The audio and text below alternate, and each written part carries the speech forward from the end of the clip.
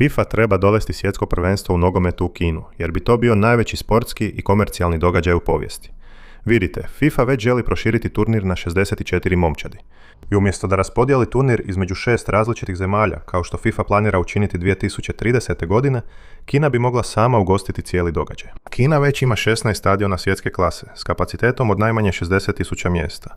Kina također ima najveću svjetsku mrežu brzih vlakova, koja bi lako povezala navijače sa svakim stadionom.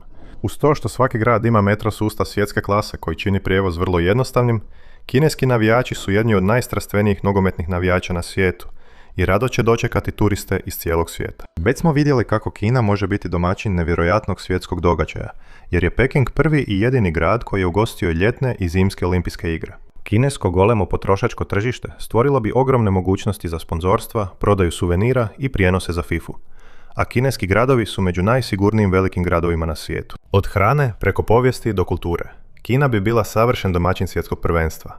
A ako FIFA zaista želi razvijati nogomet, postoji samo jedno logično odredište. I zato